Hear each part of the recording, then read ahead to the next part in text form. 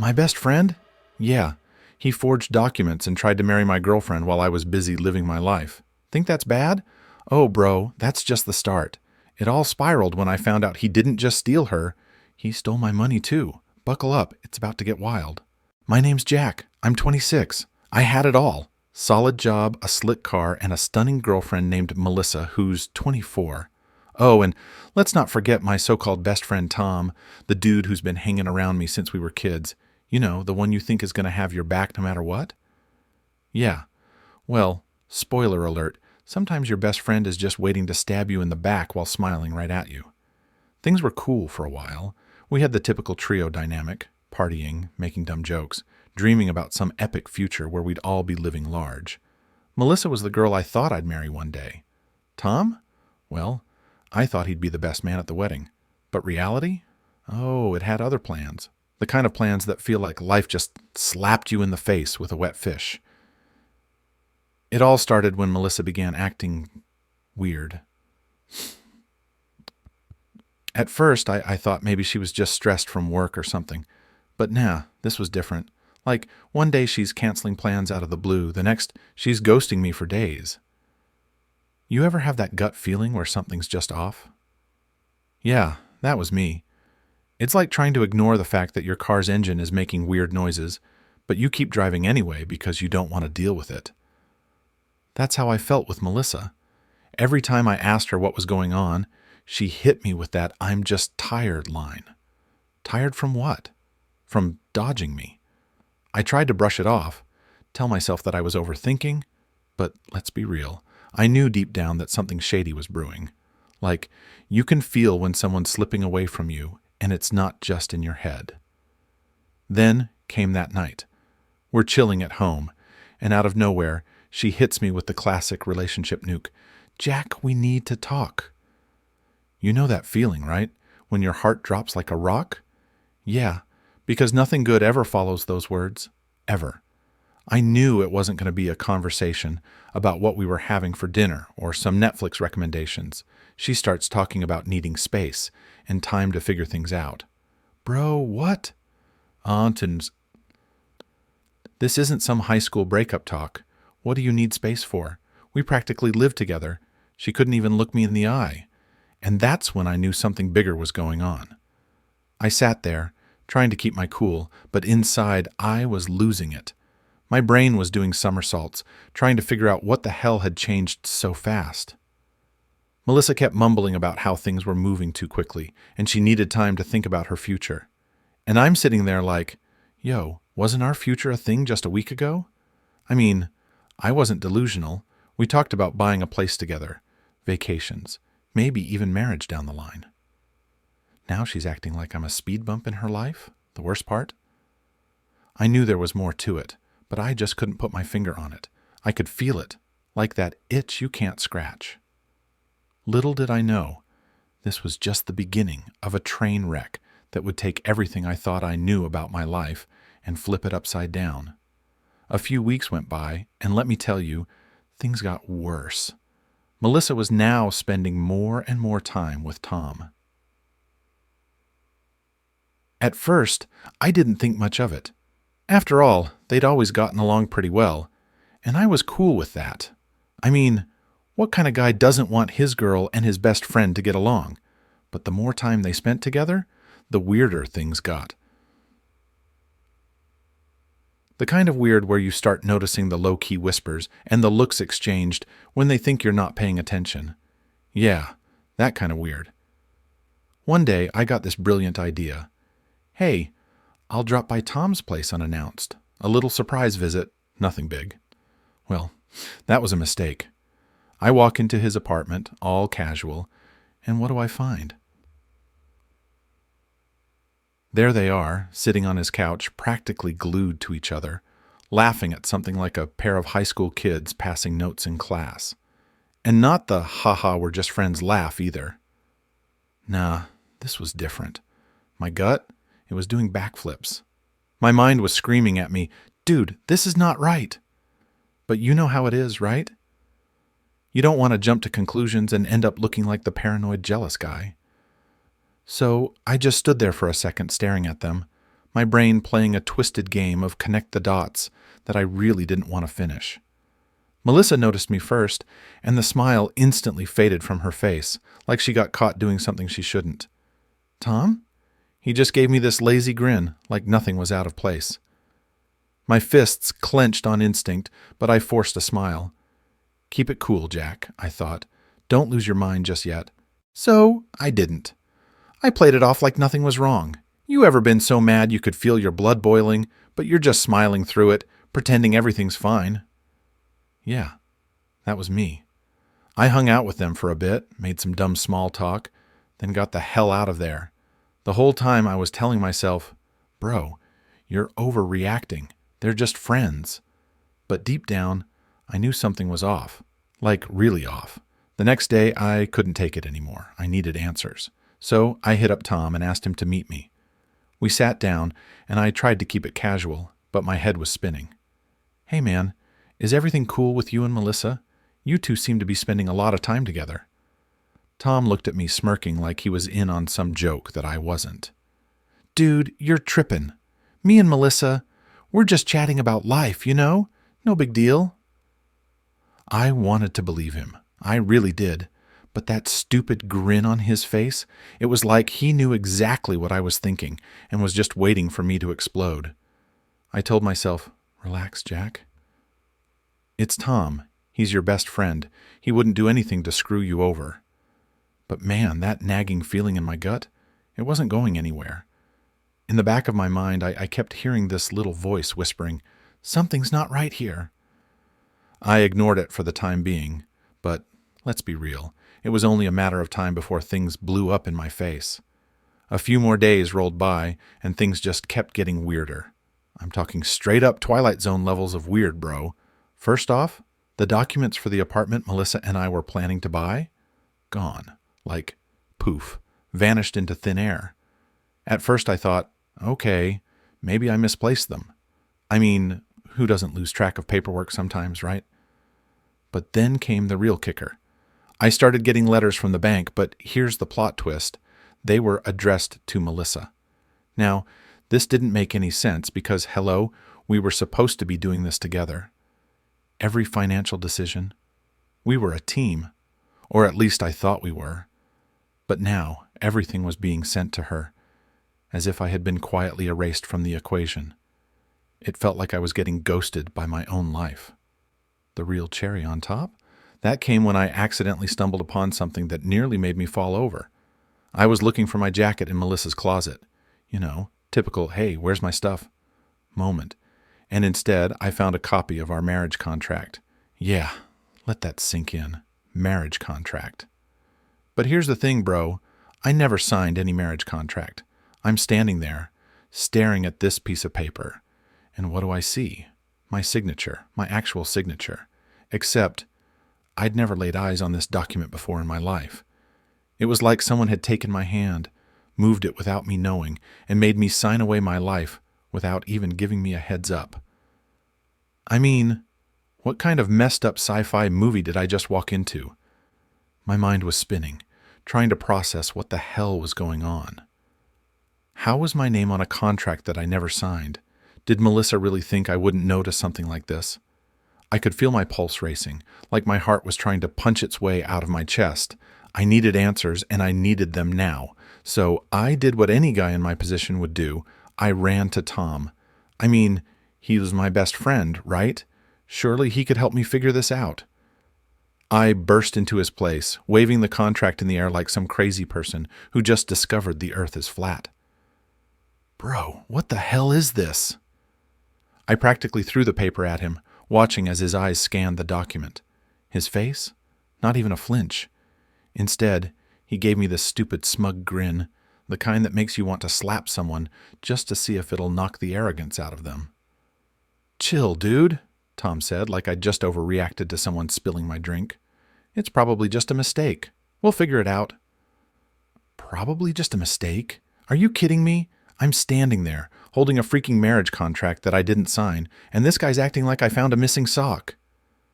But that grin on his face, man, it was doing something to me. It wasn't just smug, it was calculated. Like he knew exactly what was going on and was getting some sick kick out of watching me lose my mind. I tried to keep calm, but the pieces were starting to fit together in a way that made my skin crawl. The missing documents, the bank letters, and now this. Something was seriously wrong. And the worst part? I had a feeling that Tom was right in the middle of it.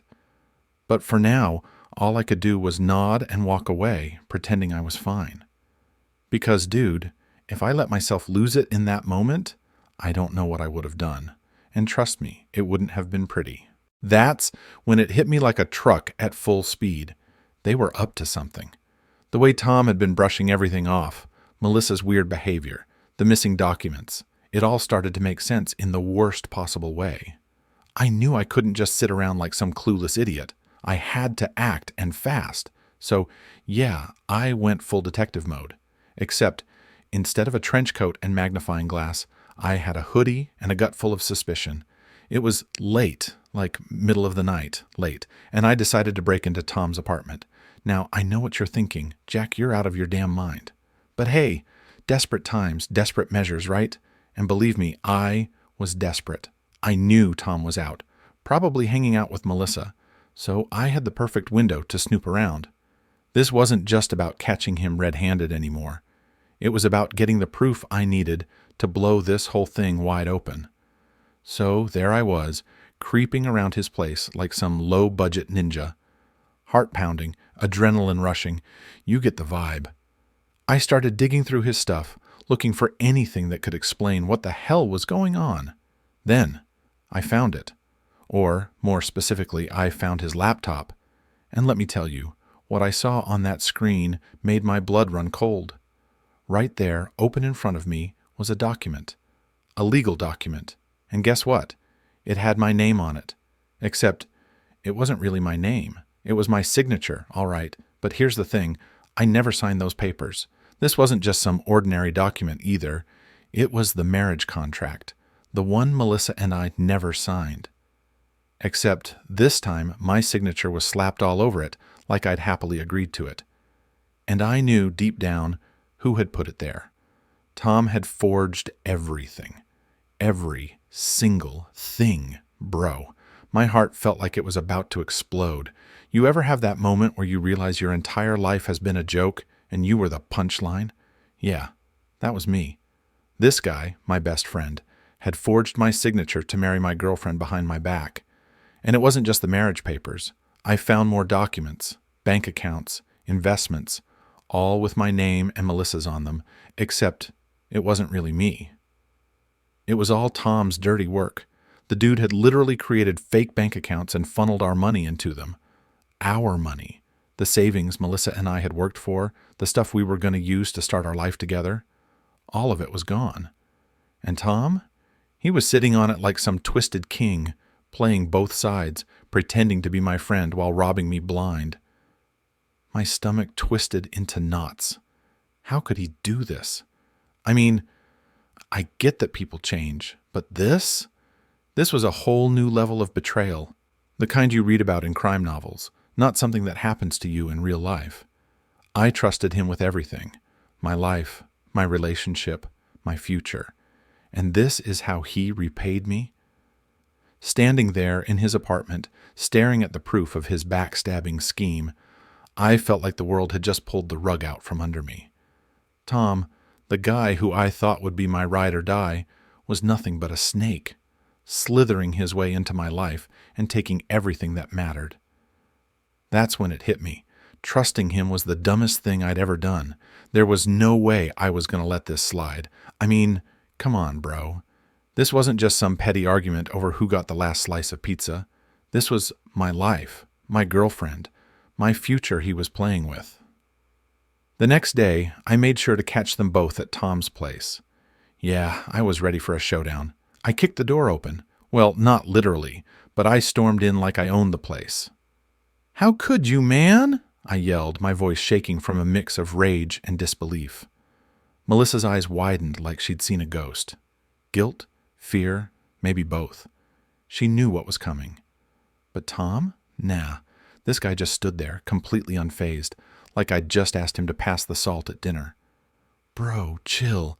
No need for the drama. It's just business, Tom said, his voice dripping with that casual coldness that made my skin crawl. It was the way he said business that hit me the hardest. Like this whole thing, stealing my girl, forging documents, setting me up, was just another deal on the table for him. My fists clenched, and for a second, I thought about smashing that smug look off his face. But instead, I just stood there, my mind racing, trying to make sense of how he could be so indifferent. Business? You call this business? My voice cracked as I shouted. You stole my girlfriend, faked my signature, and tried to marry her behind my back. What part of this is business? Tom just shrugged, like this whole thing was no big deal. Dude, look at yourself. You were so wrapped up in your work, you didn't even notice she wasn't yours anymore. It's not my fault you were too busy to keep her. I could feel the blood rushing to my face. Too busy? You seriously think this is my fault? My hands were shaking now, and not just from anger. This was betrayal on a level I never thought possible. Jack, Tom said, walking toward me like we were still bros. You should have seen this coming. I mean, let's be real. Melissa's been out of your league for a while. You got comfortable. You stopped paying attention. I just took care of things. He smiled, that sick, twisted smile that made me want to throw something through the window. Melissa, who had been standing in stunned silence, finally spoke up. Jack, I'm sorry. I didn't want it to be like this, but he's right. You've been so focused on work, I felt like I was losing you. Losing me? That's rich. You were losing me, so you decide to go behind my back with him? You think that's how you fix things? My words were dripping with sarcasm now, but inside, I felt like I was about to break. Tom stepped in again, as if he was some kind of mediator. Jack, don't act like you didn't see this coming. You were checked out. I just stepped up. His calm tone was pushing me to the edge. Stepped up? I almost laughed. You stepped up by stealing everything from me? What's next? You going to tell me you did me a favor? Tom gave me a slow, almost pitying nod. Exactly. You were holding her back, Jack.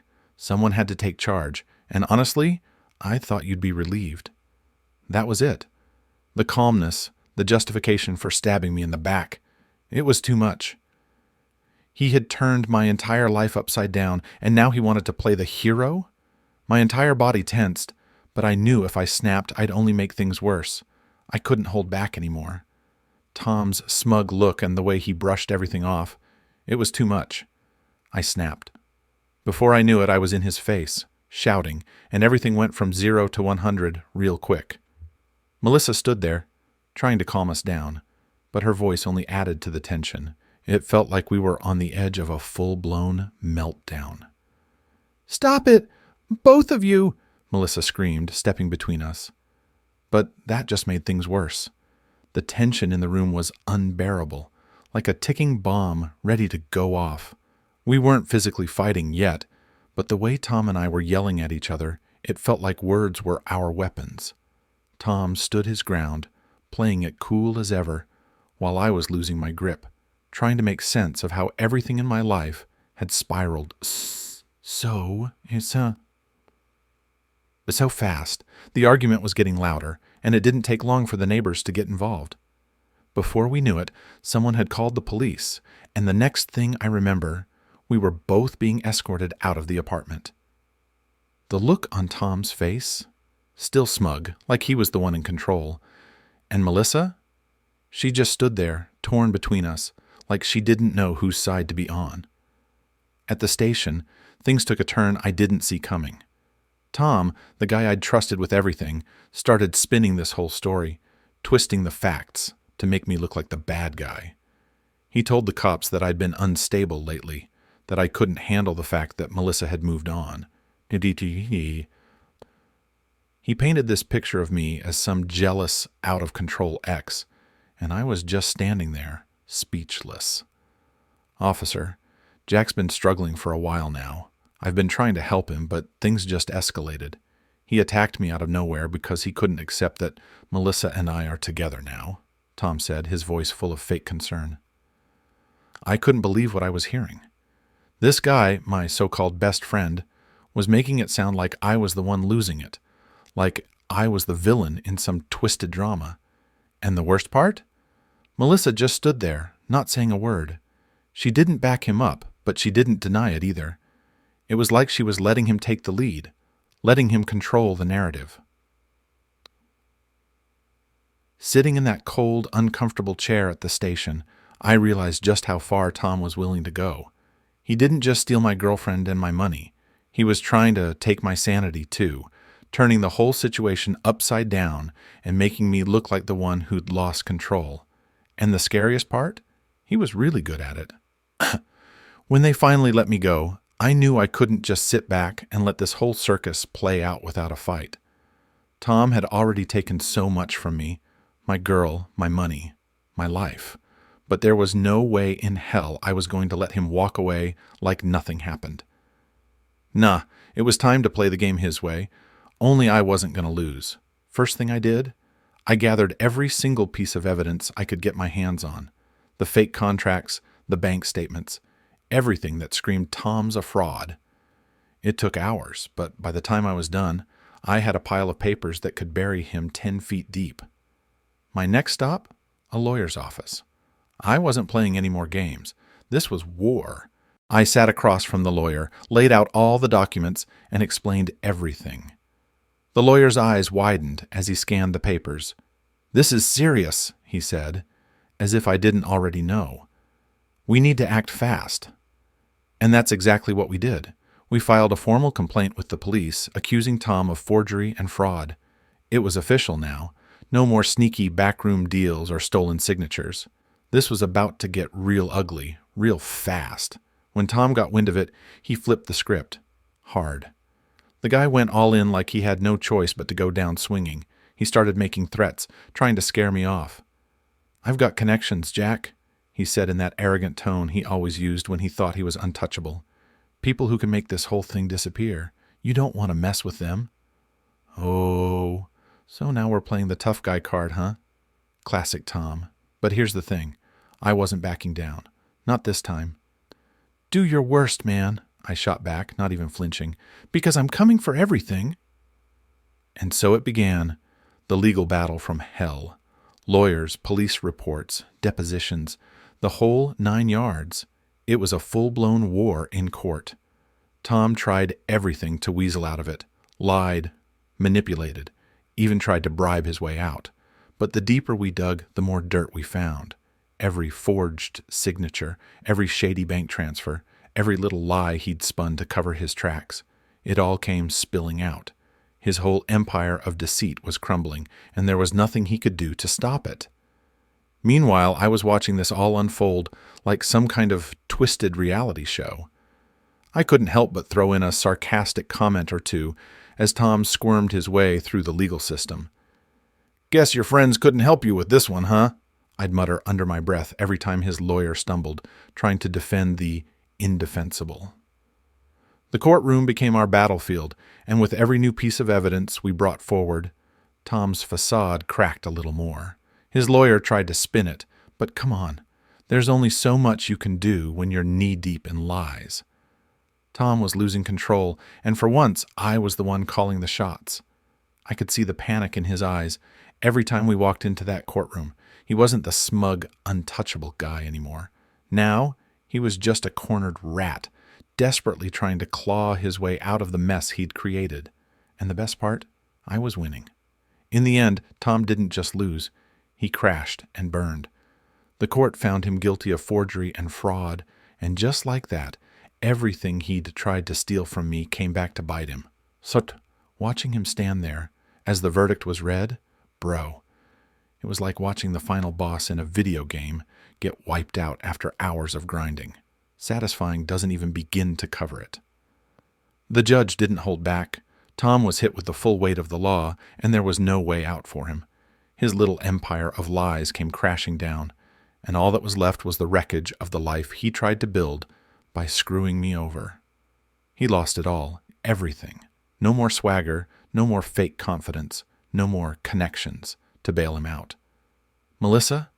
Yeah, she bolted. As soon as she realized Tom wasn't the master manipulator he thought he was, she disappeared faster than a bad date. Can't say I was surprised. Honestly, I wasn't even mad at her by that point. She made her choice, and now she had to live with it. Last I heard, she left town, trying to escape the mess Tom had dragged her into.